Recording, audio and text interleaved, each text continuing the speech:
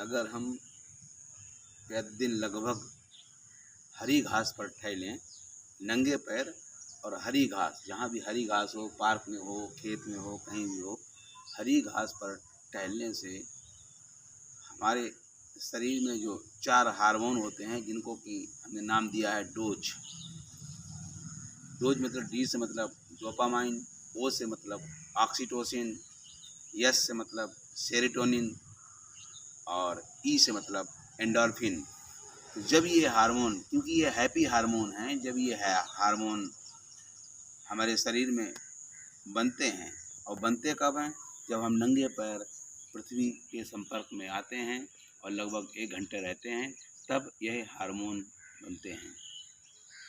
यह हार्मोन हमारे मस्तिष्क के बैलेंस को ठीक रखते हैं। हमें हमारी प्रसन्नता को, हमारी खुशी को, हमारी हैप्पीनेस को, हमारी सोचने की प्रवृत्ति को, सभी में एक बहुत विशेष परिवर्तन लाते हैं।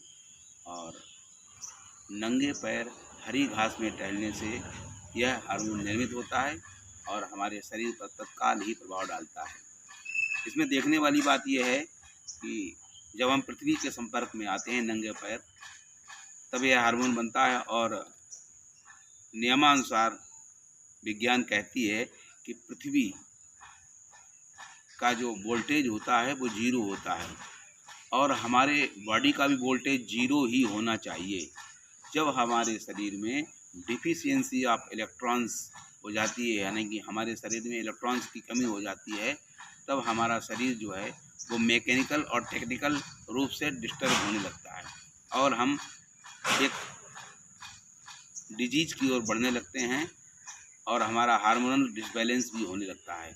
जैसे ही हम पृथ्वी के संपर्क में आते हैं, चूँकि पृथ्वी 0 वोल्ट की होती है, और जैसे ही हम पृथ्वी के संपर्क में आते हैं तो जो पृथ्वी जो है इलेक्ट्रॉन का बहुत बड़ा स्रोत है, तो वो तुरंत तत्काल 10 सेकंड में इलेक्ट्रॉन्स पृथ्वी से हमारे बॉडी की ओर प्रवाहित होने लगते हैं और डिफिशियंसी ऑफ इलेक्ट्रॉन लगभग 1 घंटे में वो कंप्लीट करते हैं। तो इस तरीके से हम डिफिशियंसी ऑफ इलेक्ट्रॉन अपनी बॉडी को पृथ्वी के संपर्क में आने से पूर्ति कर सकते हैं और इससे हमारा CRP यानी कि सी रिएक्टिव प्रोटीन यानी कि हमारी बॉडी का इन्फ्लामेशन भी कम होता है जब यह प्रक्रिया हम करते हैं। और ये जो हार्मोन्स हैं जो हमारे बॉडी को मेंटली नियंत्रित करते हैं, वो भी बनने लगते हैं। इस तरीके से हम यह नित्य प्रतिदिन करने से आरोग्यता की ओर बढ़ते हैं और स्वस्थ रहते हैं, मस्त रहते हैं। यही तो सिद्धांत है प्रकृति का, आओ चलें प्रकृति की ओर। जय आयुर्वेद।